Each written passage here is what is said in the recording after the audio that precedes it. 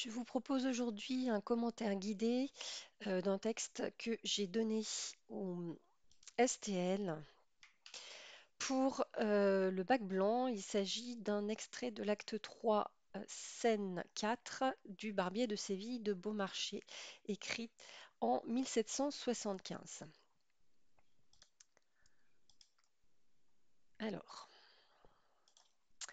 la première étape pour un commentaire, quel que soit le texte, ici je vais évidemment reprendre les outils du théâtre, mais c'est la lecture active. Donc déjà, la compréhension littérale du texte.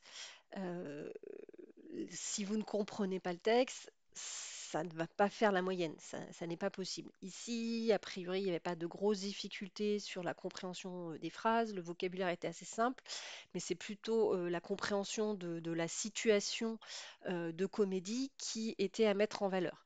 Donc, vous lisez le texte, si jamais vous avez un texte un peu compliqué, je ne sais pas, du 17e, des fois, ça peut être bien de faire l'analyse syntaxique, donc de repérer les propositions, sujet, verbe, complément, dans le cas où vous avez une phrase difficile qui est longue et que vous ne comprenez pas.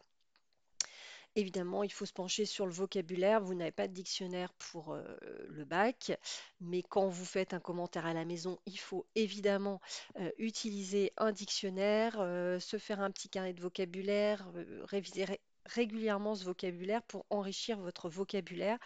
Il se trouve que au-dessus de 10% de vocabulaire manquant dans un texte, on ne comprend plus le texte. Donc, s'il vous manque trop de vocabulaire, vous risquez de faire des contresens. C'est un texte de théâtre, donc on va se remettre en tête les principaux outils d'analyse du théâtre. J'ai fait une liste qui n'est pas exhaustive et qui ne sera pas totalement, enfin qui ne sera pas utile en sa totalité pour le texte étudié, puisque j'ai rappelé des choses, par exemple, sur le théâtre classique. C'est une pièce de la fin du 18e qui ne répond pas du coup totalement aux règles du théâtre classique de Racine ou de Molière. Cela dit, comme je vous le montrerai, il y a quand même pas mal de références justement à des pièces de Molière. Donc il faut être au clair avec les notions d'action et d'intrigue, hein. Dans le théâtre classique, il y a une unité d'action, c'est-à-dire qu'il n'y a que comment dire, une seule intrigue qui soit au centre du sujet. Ici, l'action de la pièce, c'est le mariage enfin l'empêchement, on va dire, du mariage du comte, pardon, de Bartholo avec Rosine. Et l'intrigue, c'est le déroulement de cette action avec ses différentes étapes, exposition. C'est important d'avoir ces termes en tête. Quand vous avez une scène 1, acte 1, vous savez que vous avez une scène d'exposition et on attend le mot. Nœud, péripéties, dénouement, et puis évidemment, on va regarder s'il y a des retournements de situation, des coups de théâtre, un Deus ex machina, je ne l'ai pas marqué, mais bon, à la fin du texte. J'y reviens pas, je ne peux pas faire tout un cours sur le théâtre, on l'a déjà fait. Vous regardez comment est découpée la pièce dans le théâtre classique, acte et scène. Ça n'est pas le cas dans le théâtre contemporain, comme vous l'avez vu avec Jean-Luc Lagarce. Si c'est une pièce de théâtre classique, évidemment, on va regarder s'il y a le respect de toutes ces règles. Le drame romantique 19e siècle mélange le tragique et le comique. Et dans le théâtre contemporain, comme dans la littérature contemporaine en général, on a un assouplissement des règles et puis une attention portée plutôt à l'absurdité de la condition humaine, au quotidien. Le langage est extrêmement important, notamment pour montrer parfois sa vacuité, son inutilité. Évidemment, vous regardez la tonalité de la pièce. Est-ce que c'est une comédie ou une tragédie? Est-ce que c'est comique? S'il y a du comique, sur quoi repose-t-il? Si c'est tragique, qu'est-ce qui est tragique? Qu'est-ce qui fait qu'il y a une notion de fatalité? Et le drame, c'est un terme générique en fait, hein. Ça vient de drama, l'action. Donc vous voyez que le théâtre repose sur l'imitation d'une action. Si c'est un drame romantique, comme avec du Victor Hugo par exemple, eh bien vous aurez un mélange des registres soutenus et plus bas, du sublime et du grotesque, etc. Euh, vous posez la question évidemment des personnages, qui sont les personnages en présence, protagonistes, éventuellement éponymes, secondaires, confidents, etc. Il est intéressant, c'est mon avant-dernier point, d'analyser surtout les relations entre les personnages. Est-ce qu'il y a des relations d'opposition ou d'alliance? On regarde l'observation, on observe pardon, la répartition de la parole, qui nous permet de voir finalement qui l'emporte dans le passage étudié. Ici, on voit que c'est finalement assez égal dans la répartition de la parole. On va regarder les types de répliques, dialogue, monologue, soliloque, tirade, récit, stichomythie, aparté, qui nous donneront aussi des indications sur le rythme finalement, puisque si on a une stichomythie, le rythme sera assez rapide. On porte son attention sur des didascalies. S'il y a des didascalies, il faut le signaler au moins une fois et montrer ce qu'elles apportent. Éventuellement, on a des didascalies internes, c'est-à-dire que les paroles des personnages donnent une indication sur ce que font les personnages. On regarde s'il y a quelque chose de particulièrement comment dire, important dans la scène, comme un quiproquo, une scène de théâtre dans le théâtre. On pourra aussi analyser la double énonciation. Et puis se poser la question de la sympathie ou de l'antipathie ressentie par le spectateur pour les personnages. Est-ce qu'il y a une alliance du spectateur avec un des personnages et un rejet au contraire? Dans les pièces comiques, c'est évidemment un des ressorts du comique. Donc, pour la suite de cette étape de lecture très active, crayon à la main, qui doit vous prendre minimum 1 heure pour vraiment bien comprendre le texte et avoir suffisamment de matière pour construire votre commentaire. Vous devez aussi repérer le mouvement. C'est vraiment, surtout au théâtre, le déroulement, l'enchaînement des répliques, est-ce qu'il y a un retournement de situation? C'est le cas, on le voit dans la scène qu'on va étudier. Il faut le repérer et ça peut nous donner des idées pour les axes de lecture après. On repère les procédés d'écriture marquants dans une pièce contemporaine, dans une pièce comme celle du Barbier de Séville. On est très loin de l'écriture racinienne avec les alexandrins et les nombreuses figures de style. Ça ne veut pas dire qu'il n'y a rien à dire sur les procédés d'écriture. Le jeu des pronoms est toujours très important. Ici, on a un jeu entre le tutoiement et le vouvoiement. Il peut y avoir des changements d'énonciation qui montrent qu'on va passer à un récit, par exemple. La tonalité peut changer. Le registre de langue est intéressant à analyser. Les champs lexicaux, toujours. Les types et formes de phrases qui vont indiquer des sentiments, qui vont indiquer des rapports d'opposition, etc. Le rythme des phrases. Vous voyez qu'il y a quand même pas mal de choses à dire, même si on n'est pas dans une écriture classique, très travaillée, avec beaucoup de figures de style. À l'issue de cette première étape, vous devez pouvoir résumer le texte en 1 ou 2 phrases et être capable de situer le passage dans l'intrigue et en percevoir l'enjeu du point de vue de l'action. Vous devez aussi avoir repéré les tonalités dominantes, les procédés les plus marquants. Donc, je vous propose de faire une pause et de faire peut-être ce premier travail. Essayez de le faire un peu seul ou de vous rappeler si vous avez fait le commentaire, ce que vous aviez écrit. Et ensuite, moi, je vais vous faire une analyse du texte, mouvement par mouvement. Donc, l'exemple sur l'extrait du Barbier de Séville de cette lecture active, vous voyez que la didascalie avec une colère simulée montre la feinte, la ruse de Rosine qui veut faire payer à Bartholo sa jalousie maladive et puis ce mariage auquel il la force. Euh, mais ce qui est intéressant ici, c'est que Rosine, en fait, n'est pas au courant de toute la situation. Ce professeur de musique avec qui Bartolo veut qu'elle prenne une leçon est en réalité le comte qui s'est fait passer pour un ami de Basile, un allié de Bartolo. Voilà, d'où le ton très péremptoire qu'on peut analyser hein, avec tout et puis inutile.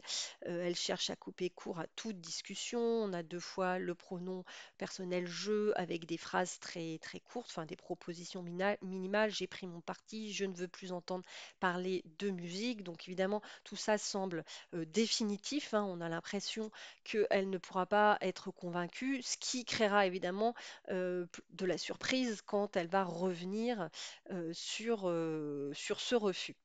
Bartolo, à l'inverse, lui joue la conciliation, il essaie de se faire pardonner, il soupçonnait à raison Rosine d'avoir écrit une lettre, mais elle a réussi à s'en sortir et à lui prouver que ce n'était pas le cas. Donc il joue un petit peu l'apaisement, la conciliation, la sollicitude. On voit que c'est un personnage classique de comédie, le vieux qui est amoureux d'une jeune femme et qui est à la fois tyrannique, mais en même temps touché par cet amour. On peut penser par exemple au personnage d'Arnolphe dans L'école des femmes qui veut voilà, forcer Agnès à l'épouser et qui est très autoritaire mais qui finit par se rendre compte qu'il est amoureux et qui ne sait pas trop quoi faire de ses sentiments. Donc on voit bien qu'il y a cette ambiguïté finalement chez cet homme. Pensez aussi, puisqu'on est dans Olympe de Gouges, à ce que dit Olympe de Gouges sur le pouvoir des femmes qui usent de leur charme pour pouvoir retrouver du pouvoir là où elles sont soumises à l'autorité des hommes. Donc ça pourrait être finalement un exemple que vous pourriez utiliser. Donc vous voyez que vous avez l'impératif écoute, puis à la fin je t'assure. Vous avez un langage qui la place en situation d'infériorité, hein, qui l'infantilise un petit peu. On a l'expression mon enfant, donc il y a bien un rapport homme-femme, sachant qu'en plus ça souligne la différence d'âge très importante entre les deux. Et en plus, vous remarquez, vous voyez que les pronoms, c'est toujours très utile à analyser, que Rosine le vouvoie et que Bartholo la tutoie.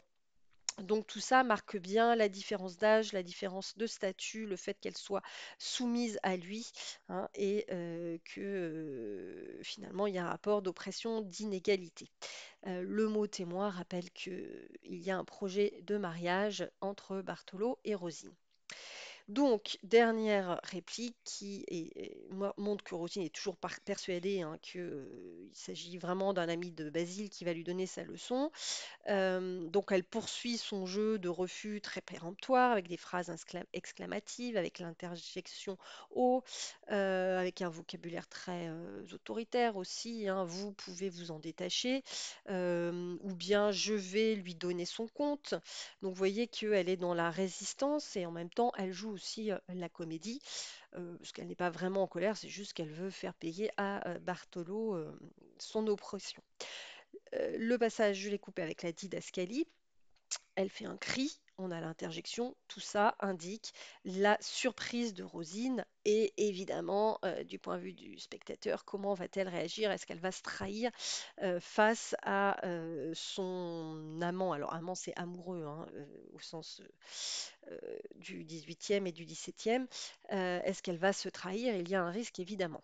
Donc, il y a quand même une tension dramatique. Deuxième mouvement, on est bien donc dans ce moment de tension dramatique parce que Rosine réagit assez violemment et ça pourrait gâcher finalement la ruse du comte pour l'avoir. Heureusement pour elle, elle est, comment dire, elle jouit finalement des stéréotypes qu'on a sur les femmes, vous savez, les femmes fragiles, un peu émotives et qui font de fréquents malaises. Et en plus, elle a déjà fait un malaise précédemment. Et donc, Bartolo, finalement, pense que c'est à nouveau le cas. Et ça crée aussi un comique ici, puisque nous, spectateurs, on est dans la double énonciation, nous, on sait pourquoi Rosine réagit ainsi. Et Bartolo, lui, se laisse prendre au piège et s'inquiète même, comme on le voit avec les phrases exclamatives. Et donc, Rosine cherche un moyen d'expliquer sa réaction et elle va trouver évidemment, elle va faire alliance avec le comte qui lui vient en aide, qui va la sauver un petit peu de ce mauvais pas, sans jeu de mots. Le pied vous a tourné, madame. Oui, le pied m'a tourné. Donc, on voit que le comte, on va dire, sauve la situation en trouvant un prétexte à cette réaction. Et ce qui est amusant, c'est que Rosine, comment dire, réussit à utiliser la situation pour finalement montrer son amour au comte sans que Bartolo s'en rende compte avec la phrase «Le coup m'a porté au cœur». Évidemment, on a le double sens du mot cœur. Bartolo va comprendre que ça, je sais pas, ça lui a coupé la respiration, et le comte comprend bien que c'est une réaction due à l'amour. Donc, une scène qui est comique parce que le spectateur est du côté des deux amants, il peut sourire de la naïveté de Bartholo qui se laisse duper puisque c'est le seul moment où il va laisser Rosine et le comte seuls, pas longtemps évidemment, en allant chercher un siège comme le montre la didascalie. Et voilà, on a du coup, on peut faire une petite allusion avec la fin du texte et l'histoire de la précaution inutile qui est le sous-titre de la pièce, qui montre bien que malgré tous ses efforts, Bartolo eh bien, peut se laisser piéger. Troisième mouvement très court, c'est le seul moment de répit en tête-à-tête pour les deux amants. Le dialogue est très court, on peut parler de, alors pas de stichométie parce qu'on n'a pas de vers, hein, mais on a un enchaînement de répliques très courtes, un enchaînement rapide qui montre que le temps est compté pour les amants et que donc voilà, ils sont soumis à un obstacle par rapport à leur amour qui est la présence de Bartolo. Et ce court dialogue en tête-à-tête indique un contraste entre l'inquiétude de Rosine qui s'exclame quelle imprudence et l'optimisme du comte qui compte sur Figaro, le valet ingénieux, pour l'aider et qui compte exprimer son amour avec j'ai mille choses essentielles à vous dire, alors même que on se doute bien que ça ne va pas être très simple de lui communiquer ces choses. Et donc, quatrième mouvement, Bartolo revient, le temps de répit a été très court. On est voilà, dans un passage qui est assez rapide, comme très souvent chez Beaumarchais, beaucoup de tensions dramatiques, beaucoup de mouvements des personnages, c'est rapide, dynamique. On a donc une didascalie externe apportant un fauteuil et interne, tiens mignonne, assieds-toi, qui indique donc le jeu de scène. Euh, Bartolo montre sa sollicitude, il veille sur Rosine avec jalousie, c'est vrai, pour que, enfin, puisqu'il lui propose justement de ne pas prendre la leçon de musique avec un adieu très péremptoire qui pourrait ruiner finalement tous les efforts du comte pour voir Rosine. Donc, ce qui est intéressant dans ce passage, c'est qu'on a une inversion de la situation de départ. Au départ, c'est Bartolo euh, qui voulait faire prendre une leçon de musique à Rosine et Rosine qui refusait. Et là, on inverse. Bartolo veut annuler la leçon par sollicitude envers Rosine et Rosine va devoir trouver un moyen, voilà, des arguments pour justifier le fait que finalement elle ait changé d'avis. Et ce changement d'attitude brutale devrait sembler d'ailleurs suspect à Bartolo. Euh, voilà, même si, encore une fois, on va dire que les stéréotypes sur les femmes peuvent jouer en la faveur de Rosine, puisque il est admis que souvent femmes varient, et qu'en plus il ne faut pas les contrarier, comme dit le conte. Vous voyez, les femmes qui sont des personnes un peu passionnées, pas toujours compréhensibles, bref. Donc ce stéréotype misogyne peut ici jouer en sa faveur. Donc il s'ensuit une sorte de concours de politesse et d'attention entre Rosine et Bartolo qui cherchent chacun finalement des choses différentes. Rosine cherche à convaincre qu'elle est prête à sa leçon parce que finalement elle veut se faire pardonner de Bartolo et Bartolo de la même manière veut montrer qu'il est attentif à ses besoins, qu'il ne veut pas l'obliger. On a un vocabulaire affectif, le bon petit naturel de femme. Voilà qui est fini mon amoureuse. Vous voyez, tout est dit pour. Enfin, Bartolo utilise un vocabulaire un peu mielleux pour parler à Rosine. Je suis si loin de chercher à te déplaire. Et Rosine, de l'autre côté, ce qui crée évidemment un moment à la fois dramatique et comique, cherche par tous les moyens à convaincre Bartolo que finalement elle va prendre sa leçon.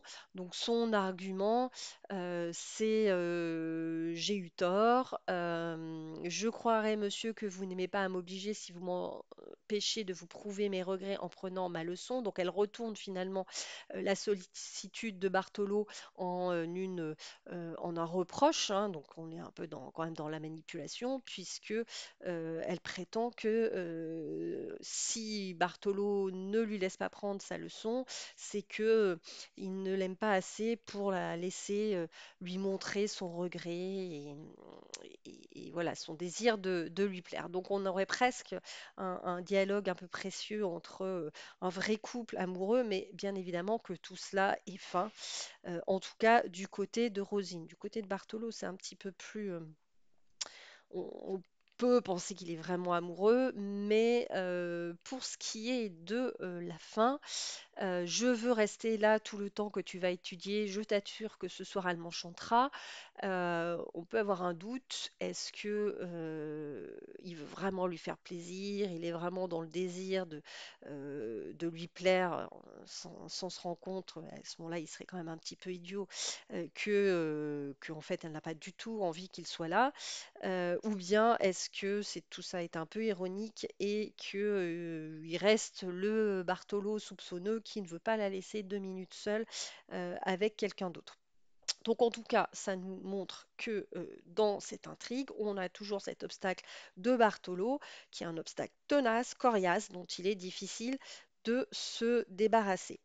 Et donc, on va avoir le début de la scène de chant, de la leçon de chant, qui est une nouvelle référence finalement à Molière dans Le Malade imaginaire, où Angélique, amoureuse de Cléante, prend une leçon de musique en Cléante, lui aussi déguisé en maître de chant, devant le père Argan qui ne veut pas partir, hein, qui entend bien assister à la leçon de musique de sa fille.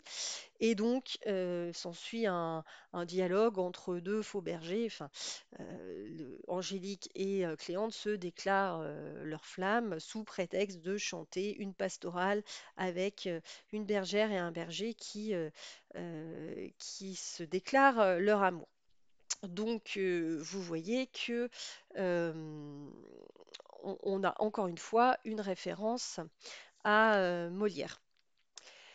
Et donc, le dernier passage avec une aparté, la didascalie au compte, puis le papier de musique sur le pupitre qui montre que Rosine et le comte ben, sont évidemment contrariés, mais qu'ils vont essayer de trouver un subterfuge pour se parler devant Bartolo. On a vraiment une scène qui est très semblable à celle du malade imaginaire. Et on termine avec cette référence à la précaution inutile, qui est le sous-titre de la pièce et qui est une sorte de clin d'œil au spectateur. On est toujours dans ce procédé de la double énonciation, à savoir que le spectateur en sait plus que le personnage de Bartolo. Et la précaution inutile, c'est un message pour dire qu'évidemment, on ne peut pas lutter contre l'amour. Voilà, donc, si vous avez suivi, vous pouvez prendre, là encore une fois, une pause et lister les idées qui apparaissent à travers mon explication. Voilà, faites une pause et ensuite, on va faire le plan.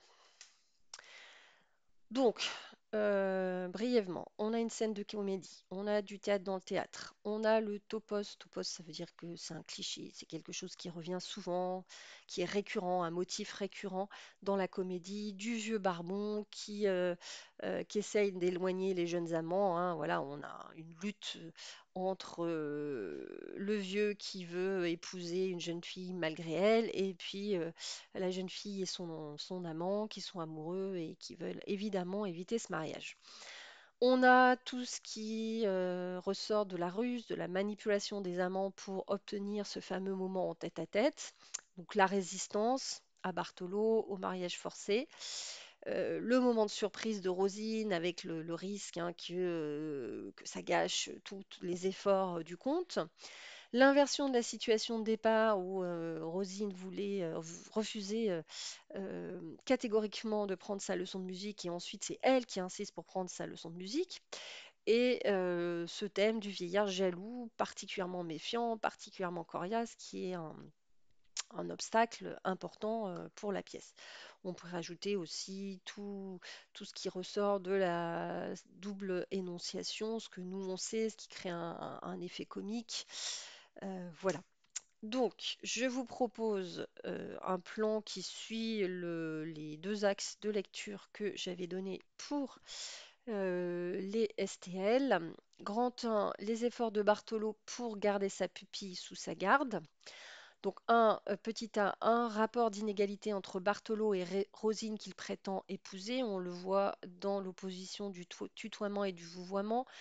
Toutes les adresses à Rosine qui sont un peu infantilisantes.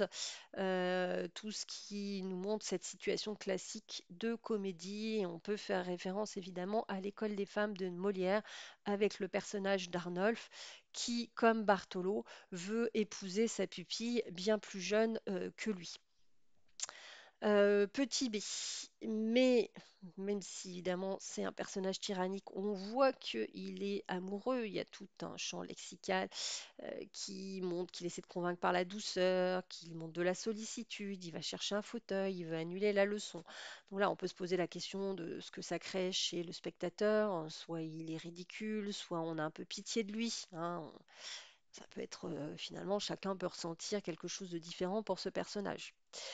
Et on peut se demander à la fin s'il insiste pour assister à la leçon hein, réellement pour faire plaisir à Rosine ou si c'est encore une fois le signe de sa jalousie maladive, de sa prudence, de sa précaution, pour reprendre le terme du sous-titre, tyrannique hein, qui le fait rester pour la leçon. Face à tous ces efforts de Bartolo, on a la ruse des jeunes amants pour échapper à cette surveillance tyrannique et obtenir un moment en tête-à-tête. Donc, vous commencez par rappeler, on va toujours du plus évident jusqu'au plus complexe. Donc, on rappelle la situation d'énonciation, on a surtout la situation des personnages. Le comte est tombé amoureux de Rosine et qui veut s'en faire aimer, cherche à tout prix à rentrer dans la maison de Bartolo où il a enfermé Rosine. Et donc là, sa ruse, c'est toujours des déguisements dans le Barbier de Séville, hein, c'est de se faire passer pour un professeur de musique, ce qui nous rappelle encore une fois une pièce de Molière, cette fois Le Malade imaginaire. Et puis, il y a évidemment l'allusion, même si c'est une allusion, c'est aussi un topos de la comédie de Molière, qu'il y a un valet rusé qui aide son maître à obtenir ce qu'il veut. Même si Figaro est un personnage à part et un personnage qui fait concurrence au conte, hein. On est un siècle après Molière, donc les relations ont déjà évolué entre maître et valet. Voilà, et le comte va du coup aider Rosine à trouver des excuses, à la sauver d'un mauvais pas, voilà, comment dire, garantir le succès de son stratagème. Donc le terme de stratagème, de ruse, c'est aussi quelque chose qui est récurrent au théâtre, qui fait rire. Donc vous pouvez retenir ces termes et montrer justement en quoi c'est un stratagème, en quoi il consiste, pourquoi ça nous fait rire, etc. On va pouvoir analyser toute la comédie de Rosine, hein, qui joue la comédie d'un bout à l'autre de la pièce. Elle feint d'abord la colère, puis la douleur pour cacher sa surprise, puis le regret, la volonté de plaire à Bartolo, mais en fait, à aucun moment, elle n'est sincère. Donc, on a vraiment un jeu d'acteurs dans la pièce de théâtre, hein. C'est un peu du théâtre dans le théâtre, dans la mesure où elle joue une pièce, elle joue un rôle à l'intérieur du théâtre. On a une mise en abîme, en tout cas. Et puis, je terminerai par l'idée que le dialogue entre les deux amants demeure empêché, à part dans le mouvement 3 où il y a les courtes répliques en tête-à-tête, et il devra passer du coup par une mise en scène que permet la leçon de chant. C'est un autre emprunt à Molière. Là, pour le coup, on a vraiment du théâtre dans le théâtre. Et puis, on a toute cette complicité avec le spectateur, parce que en choisissant le terme précaution inutile pour la chanson, évidemment, c'est un pied de nez à Bartolo pour lui dire que toutes ces précautions seront vaines. Donc c'est bien une scène de comédie où le comique naît de la situation, c'est un comique de situation, mais aussi de la complicité des spectateurs avec les jeunes amants contre le vieux Barbon. Donc votre travail maintenant, j'espère que vous aviez pris le temps quand même de chercher un peu par vous-même un plan avant de regarder mon corrigé. Mais ce que vous allez faire, c'est rédiger. Je redonne quelques indications qui, à ce stade de l'année, devraient être maîtrisées. Dans l'introduction, on a plusieurs parties. On peut avoir une amorce sur le théâtre, par exemple, vous pouvez faire référence à ce topos, ce classique du mariage forcé, du vieillard qui veut épouser une plus jeune. Voilà, vous pouvez commencer là-dessus, puisque c'est un, un motif récurrent dans la comédie. Ensuite, vous présentez l'œuvre et l'extrait à l'aide de l'introduction. Vous proposez une problématique et enfin vous annoncez le plan. Et dans l'annonce du plan, je vous rappelle que ce sont, enfin dans l'annonce du plan et la problématique, généralement vous utilisez des interrogatives indirectes et je vous demande de faire attention à l'interrogative indirecte qui ne comporte pas d'inversion du sujet et qui ne comporte pas de point d'interrogation. Vous sautez une ou deux lignes entre l'introduction et le développement. Le développement doit comporter deux ou trois grandes parties et chacune doit impérativement comporter plusieurs sous-parties. On ne veut pas un grand bloc. Souvent, certains font une explication linéaire en fait sans passage à ligne. Ça n'est pas ce qu'on demande, hein. J'espère que le plan vous montre comment on regroupe des idées qui parcourent l'ensemble du texte. Donc, on va systématiquement à la ligne, on fait un alinéa pour chaque paragraphe, on saute une ligne entre chaque grande partie, pas sous-partie. Et autre point important, chaque paragraphe commence par l'énoncé de l'idée qui est ensuite explicité et illustré à l'aide de citations analysées. De même, je ne l'ai pas noté, mais vos connecteurs logiques et temporels sont très importants puisqu'il n'y a pas de grand 1, pas de grand 2. On a encore vu ça dans les bacs blancs. Vous ne mettez pas de titre, mais vous allez commencer dans une première partie. Et puis pour la seconde partie, nous allons maintenant voir dans la seconde partie. Et puis vous mettez d'autres connecteurs dans un premier temps, ensuite, enfin, voilà, qui vont organiser vos sous-parties. Ce sont les connecteurs qui permettent de se repérer, ils sont donc importants. La conclusion, après avoir sauté une ou deux lignes, résume brièvement la démonstration. Si vous avez des références, vous pouvez faire une ouverture, vous évitez les questions au bateau qui ne servent à rien. Si vous faites une ouverture avec un rapprochement avec une autre œuvre qui est suffisamment proche, parce que des fois c'est vraiment tiré par les cheveux, c'est très bien, à condition de brièvement mais suffisamment expliciter ce qui est semblable. Ce passage est une référence à Molière, l'école des femmes, où l'on voit, bon ça ce serait plutôt en intro je pense qu'en conclusion, mais pour donner un exemple, on retrouve ce thème du vieux Barbon dans l'école des femmes où Arnolphe, un homme d'âge mûr, a fait élever sa pupille dans un couvent dans le but de l'épouser. Et celle-ci, comme Rosine, va tomber amoureuse d'un jeune homme et chercher à échapper à la surveillance étroite de Arnolphe. Donc il faut quand même que ce soit suffisamment développé pour qu'on voit les points communs. Voilà, j'espère que ce travail vous aidera à comprendre et à réviser votre écrit de bac.